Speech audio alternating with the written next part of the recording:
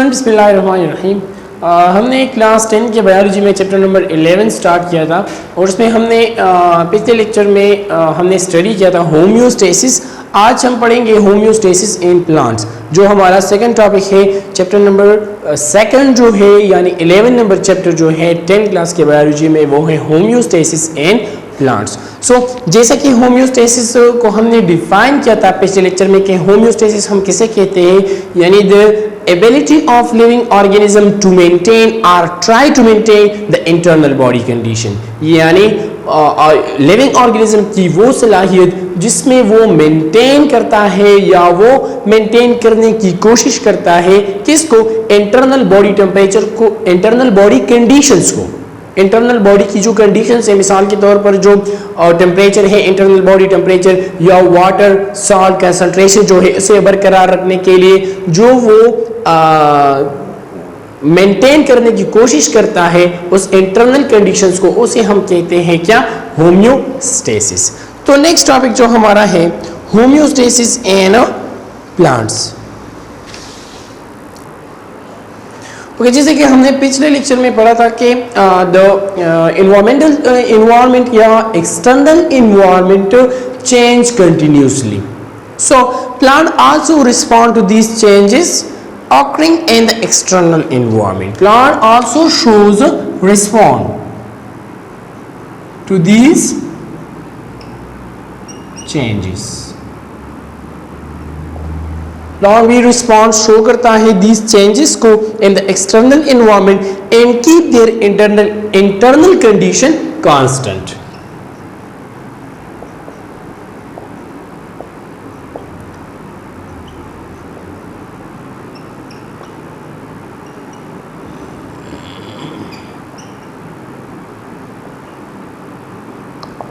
क्या करने की कोशिश करता है, keep their internal condition constant. जो इंटरनल कंडीशंस मीन उसके बॉडी के अंदर जो कंडीशंस है, inner side the living organism, या यहाँ पर हम प्लांट्स की बात कर रहे हैं तो इनर साइड द प्लांट्स जो कंडीशंस है उसको बरकरार रखने के लिए वो भी रिस्पॉन्स शो करता है किसको, एक्सटर्नल एनवायरनमेंट को या माहौल को। तो हमारा जो टॉपिक आता है बेसिकली बुक में वो है ऑस्मो रेगुलेशन इन प्लांट्स।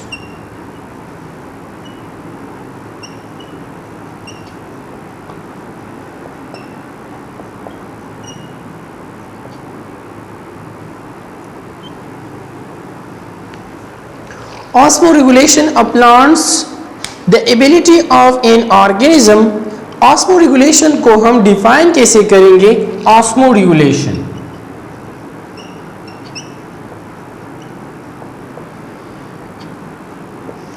के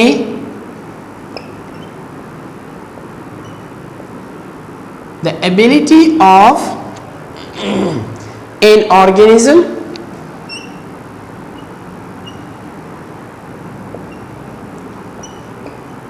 to maintain an organism और an plants भी यहाँ पर हम लिख सकते हैं क्योंकि यहाँ पर plants की बात हो रही है। तो the ability of an organism to maintain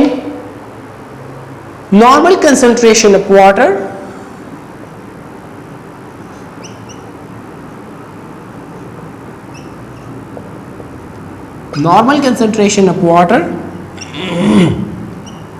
and salt, यानी लिविंग ऑर्गेनिज्म की वो खसूसियत जिसमें वो बरकरार रख के नॉर्मल कंसंट्रेशन को, नॉर्मल मिकदार को वाटर और पानी की, यानी पानी और वाटर और साल्ट की, जो वाटर और साल्ट की जो मिकदार है, जो कंसंट्रेशन है वो बरकरार रख के बॉडी में, उसे हम कहते हैं ऑस्मोरेगुलेशन। ठीक है, the ability of an organism यानी लिविंग ऑर्गेनिज्म या प्लांट्स की वो खसूसियत टू मेंटेन, इसके जरिए वो मेंटेन कर सके द नॉर्मल कंसंट्रेशन, नॉर्मल मिकदार of water and salt, water और साल्ट का, यानी जो तवाजुन है वाटर और साल्ट का बॉडी में, प्लांट बॉडी में, उसे बरकरार रखने की कोशिश करता है प्लांट। कहां पर, ऑस्मो रेगुलेशन में। So for plant water is the most important component. Plants के लिए water क्या है? बहुत essential है, बहुत अहम है. On the basis of availability of water, plants are classified into 4 main categories. On the basis of availability of water, water की बुनियाद पर तमाम plants को 4 बड़े ग्रुपों में तकसीम किया गया है, 4 बड़े कैटेगरीज में तकसीम किया गया है. फर्स्ट वन जो हमारे पास है वो क्या है? मीजोफाइट्स. पहला जो हमारे साथ है वो है mesophytes, hydrophytes,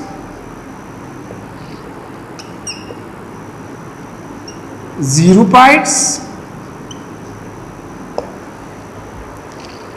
and halophytes.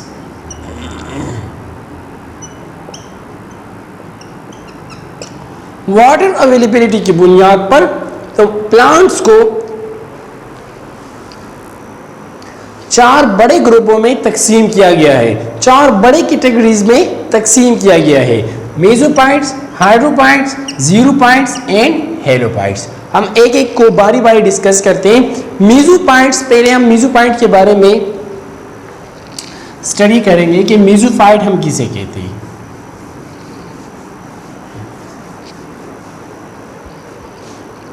So the first one is a mesophytes.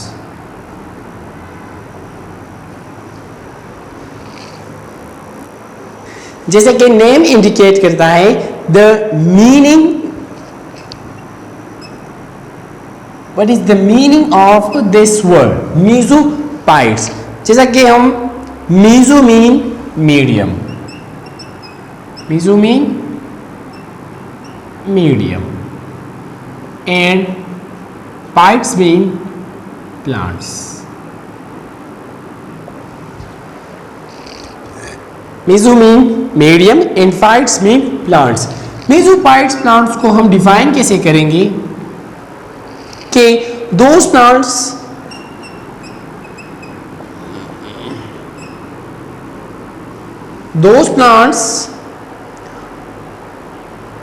which grow in moderate supply of water.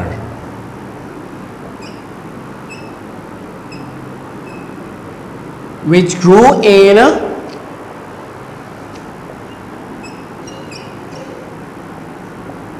moderate supply of water. Which grow in moderate supply of water are called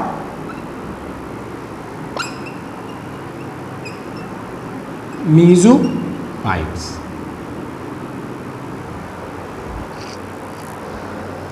तो हम define कैसे करते हैं? Those plants, वो plants which grow in moderate supply of water, जो वहाँ पर रहते हैं, वहाँ पर वो मौजूद होते हैं जहाँ पर moderate supply of water हो, यानी वाटर की कंसंट्रेशन वो क्या हो? मुनासिब हो, ना ज़्यादातर खुश्की हो, ना ज़्यादातर पानी की ज़्यादा मकदार हो. वहाँ पर जो पानी की मकदार है वो मॉडरेट, यहाँ इस पॉइंट को नोट करना है, मॉडरेट सप्लाई ऑफ वाटर, यानी जहाँ पर मुनासिब वाटर हो, जहाँ पर मुनासिब पानी हो, ठीक है, ना ज़्यादा ज़रूरत से ज़्यादा ना पानी हो, ना बहुत कम, ना खुश्की हो. तो वो प्लांट्स जो मॉडरेट सप्लाई ऑफ वाटर में रहते हैं उसे हम क्या कहते हैं? वहाँ पर ग्रो करते हैं, उसे हम कहते हैं मेसोफाइट्स. इसकी कुछ कैरेक्टर्स हम लिखते हैं.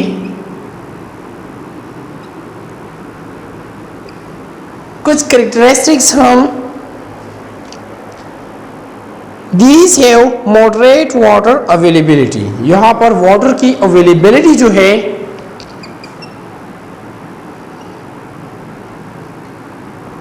moderate water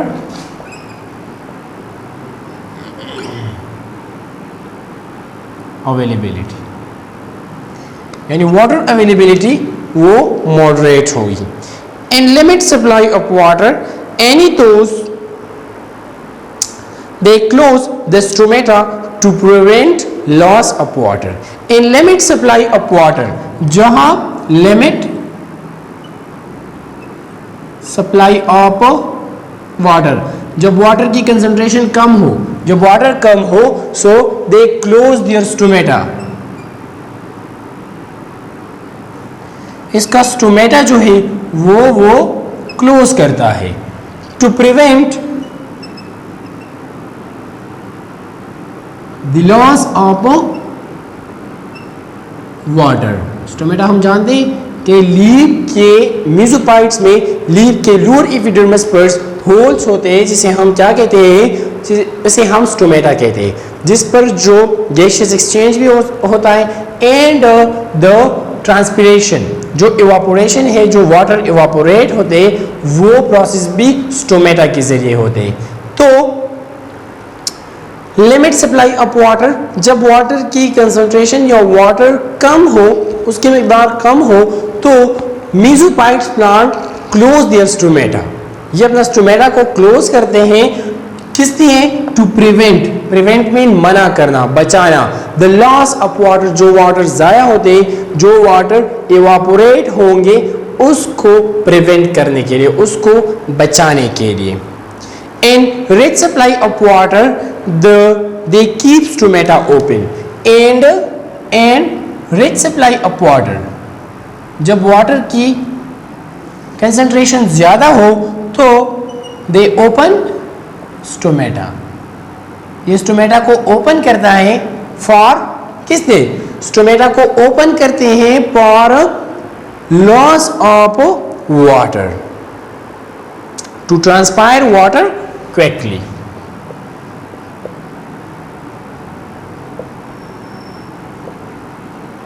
वाटर की ट्रांसपिरेशन के लिए, जब वाटर की कंसंट्रेशन ज्यादा हो तो मेसोपाइट्स प्लांट की जो स्टोमेटा है वो ओपन होगी, जब वाटर की कंसंट्रेशन कम हो, लिमिट सप्लाई ऑफ वाटर हो, तो स्टोमेटा क्लोज होगी। नेक्स्ट हम कहते हैं most of their body surface is covered with vaccine cuticle, most of their body covered with cuticle,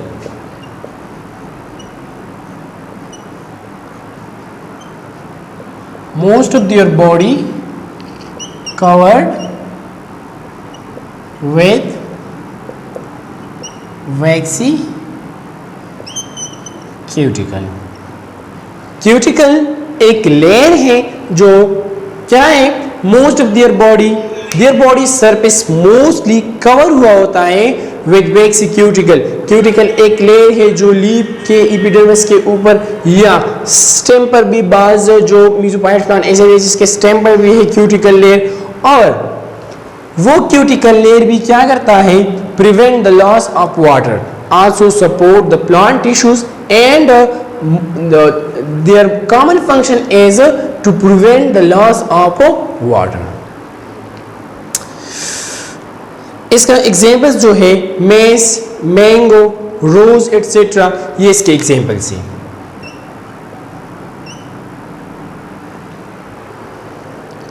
for example mess,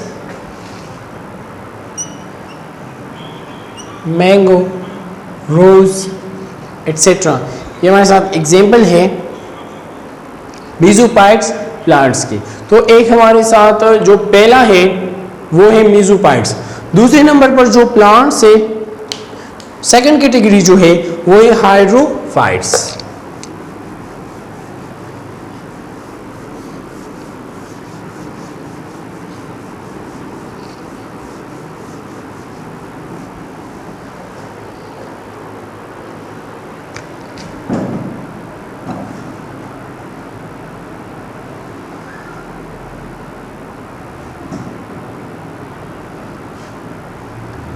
So hydro mean water,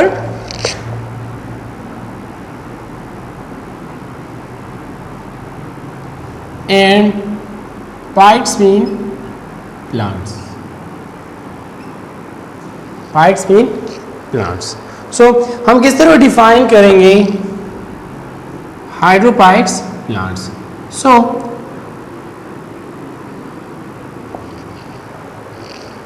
those plants which grow in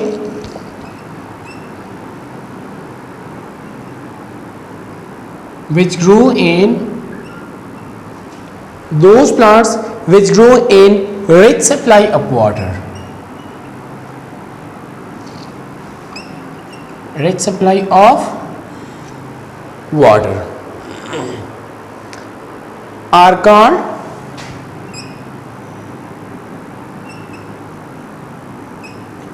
हाइड्रोपाइट्स. Hydrophytes जो second category है plants की वो है hydrophytes. So hydrophytes, hydro mean water and phytes mean plants. So किस तरह हम define करेंगे hydrophytes को? दोज प्लांट्स, वो plants which grow in, sorry यहाँ पर एक वर्ड रह गया है, विच ग्रो, जो ग्रो करते हैं इन रिच सप्लाई ऑफ वाटर, जहाँ पर वाटर की कंसंट्रेशन बहुत ज़्यादा हो, उस जगह पर जो प्लांट ग्रो करते हैं उसे हम क्या कहते हैं? हाइड्रोपाइट्स. इसके कुछ कैरेक्टर्स हैं.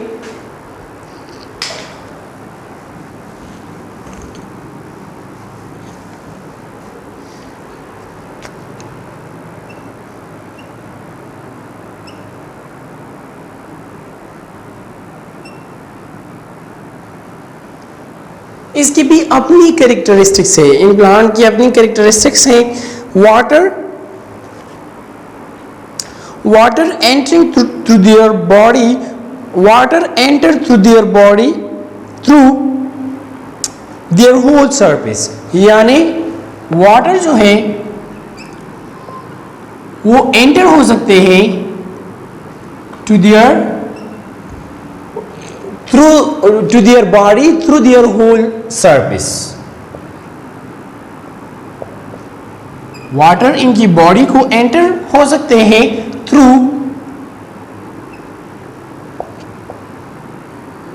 There whole surface. अगर हम मेसोपाइट्स की बात करें या जीरोपाइट्स की बात करें तो वो प्लांट सिर्फ रूट के जरिए जो है वो वाटर एब्जॉर्ब करती है, या जो वाटर इनकी जिस्म में अंदर जाती है वो सिर्फ रूट के जरिए वो एब्जॉर्ब करती है. मगर यहाँ पर जो हाइड्रोपाइट्स है वो वाटर, जो पानी है वो इसके जिस्म में अंदर जा सकते हैं थ्रू दियर होल सरफेस, उसकी पूरी बॉडी पार्ट्स के जरिए, लीफ के जरिए भी, स्टेम के जरिए भी एंड रूट के जरिए भी. So leaves broad which plot on the surface of water. इसकी leaves जो होती हैं पत्ते वो ब्रॉड शक्ल पर होती है. which plot on the surface of water, जो क्या करते हैं? जो प्लॉटिंग करती हैं on the surface of water. plot on the surface of water. इसकी लीफ जो है वो क्या है? वो ब्रॉड शक्ल की लीफ होती है जो कहाँ पर होती है? On the surface of water. जो सरफेस ऑफ वाटर, पानी की जो सतह है उस पर क्या करती है? प्लॉट मीन तैरना, या उस पर पानी की जो ऊपर वाली सतह है वहां पर ये लीफ मौजूद होती हैं. So the leaves have large number of stomata. इसकी लीफ पर large number of stomata होगी. large number of stomata present in their leaf. इसकी लीफ पर large number of stomata होगी because there is a rich water availability and on their upper surface. on their upper surface. Upper epidermis पर जो क्या है? Leaf की upper epidermis पर large number of stomata होंगी जो क्या करेंगी? जो एक्सेस वाटर है वो रिमूव होंगी स्टोमेटा के जरिए. Water move out of their body through these stomata, and the examples are water lily.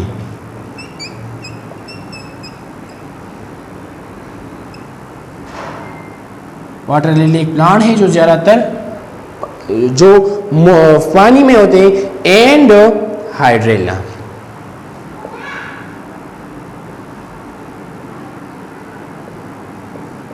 ये हमारे पास एग्जाम्पल्स है हाइड्रोपाइट्स प्लांट्स की। नेक्स्ट जो थर्ड नंबर कैटेगरी है वो है हमारे पास ज़ीरोपाइट्स।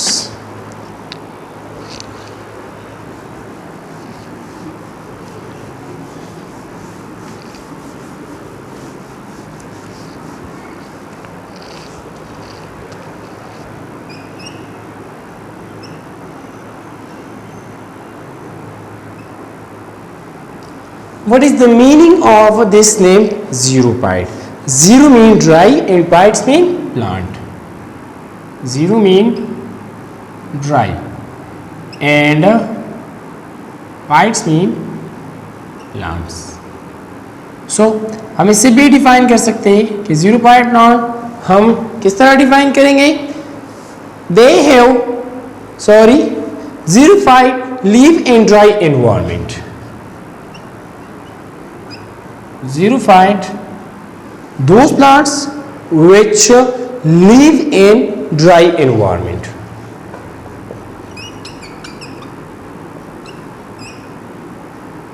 Those plants which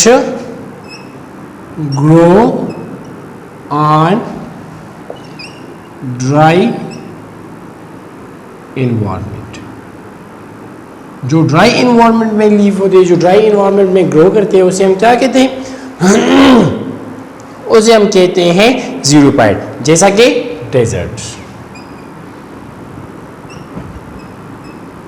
डेजर्ट जो होते हैं वहाँ पर जो प्लांट्स होते हैं उसे हम क्या कहते हैं? उसे हम कहते हैं ज़ीरोपाइट्स। यानी वो प्लांट्स जहाँ पर ज़ीरोपाइट्स वो उन इलाकों में होगी, उन इलाकों में ग्रो करते हैं जहाँ पर वाटर की अवेलेबिलिटी बहुत कम हो, यानी खुश्क साली हो, डेजर्ट इलाके हो, वहाँ पर ज़ीरोपाइट्स प्लांट ज़्यादा होंगे। हम कुछ कैरेक्टर्स डिस्कस करते हैं, इसकी जो कैरेक्टरिस्टिक्स है ज़ीरोपाइट प्लांट्स की।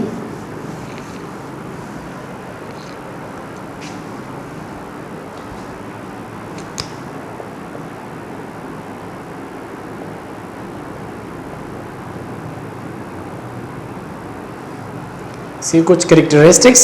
So they have deep root system. इसके रूट सिस्टम जो है वो क्या है? Deep root system. उसका रूट सिस्टम जो है वो बहुत डीप है, क्योंकि यहाँ पर वाटर की जो अवेलेबिलिटी है वो कम है, तो इसीलिए they have deep root system to absorb water from almost dry soil. Dry soil से वाटर एब्जॉर्ब करने के लिए इसे डीप रूट सिस्टम की ज़रूरत है। वो तो इसीलिए ज़ीरोपाइट्स प्लांट वहाँ पर ग्रो कर सकते हैं, क्योंकि डेजर्ट इलाकों में पानी की अवेलेबिलिटी बहुत कम होती है और इसका जो रूट सिस्टम है ज़ीरोपाइट्स प्लांट का वो डीप रूट सिस्टम है। So body surface very few stomata, very few stomata. Stomata की जो कंसंट्रेशन है वो बहुत फ्यू है, मतलब वहाँ पर जैसा कि हमने पहले पढ़ा कि स्टोमेटा का फंक्शन क्या है कि वो वाटर जो है वो लॉस करती है। जो प्लांट जो वाटर लॉस करती है वो किसके ज़रिए? स्टोमेटा के ज़रिए। सो यहाँ पर चूँकि वाटर की अवेलेबिलिटी कम है, वाटर हमारे पास जो इसकी कंसंट्रेशन है वो बहुत लो है, तो इसीलिए इसमें स्टोमेटा भी बहुत कम मिकदार में होते हैं। So also covered with thick waxy cuticle to reduce the loss of water. Also covered with thick cuticles. thick cuticles जो है वो भी इसके सरफेस पे जो सरफेस है प्लांट्स का, जो लीव का सरफेस है वहाँ पर वो कवर्ड होते हैं with thick waxy cuticle to reduce the loss of water. किसी ने के to reduce the loss of water, कि वाटर की जो लॉस है उसे कम करे, रिड्यूस करे।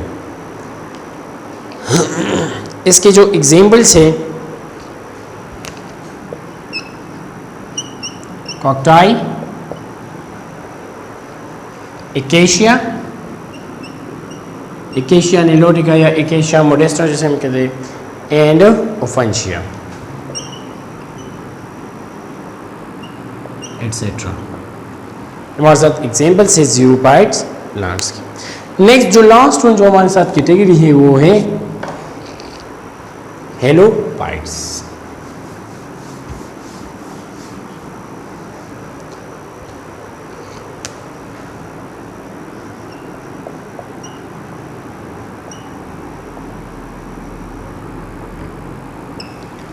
थर्ड नंबर जो कैटेगरी है वो है हेलोपाइट्स, जैसा कि नेम से इंडिकेट करता है कि halo mean salt, halo mean salt and phytes mean plants. So इसको हम किस तरह डिफाइन करेंगे कि those plants that grow in those plants that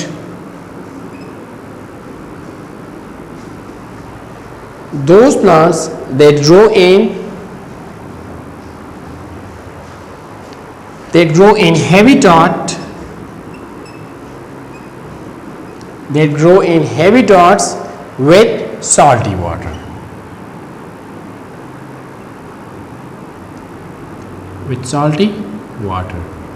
ये प्लांट्स उन जगह पर रहते हैं जहाँ का हैबिटेट, जहाँ का पानी है वो साल्टी होंगे। For example sea and salty marshes।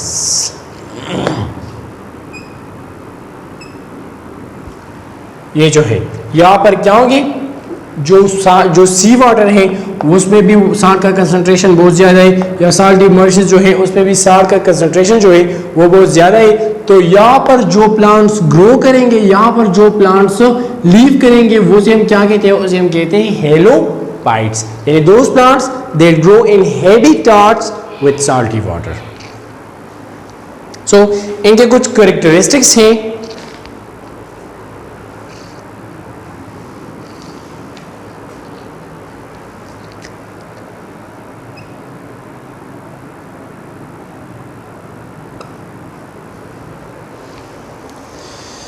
Their bodies have less salt concentration as compared to the external environment.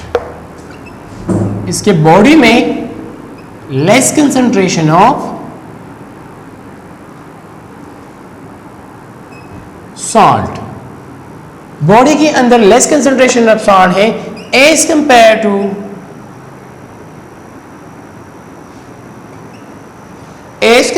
to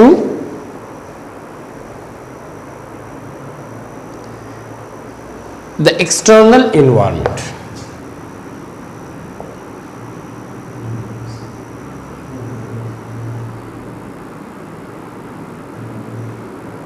The external environment, body में जो साल्ट का कंसंट्रेशन है वो लेस होगा as compare to external environment. जैसा कि हमने पहले पढ़ा कि एक्सटर्नल इन्वायरमेंट क्या होगा, या सी होगा या साल्टी मर्शिस वाटर होंगे।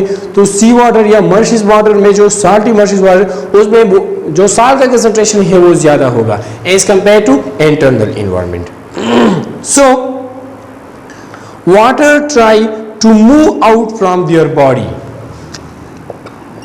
water try to move out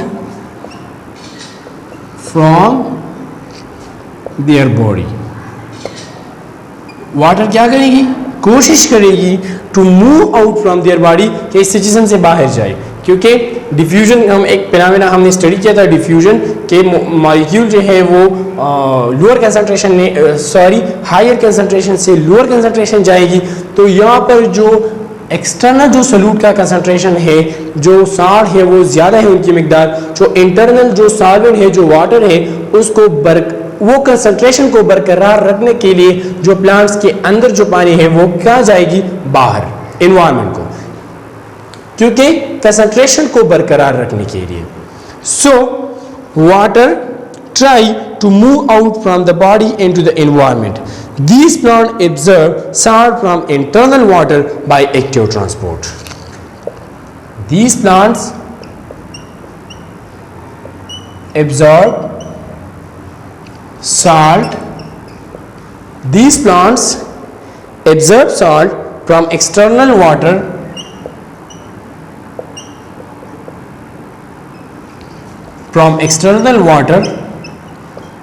through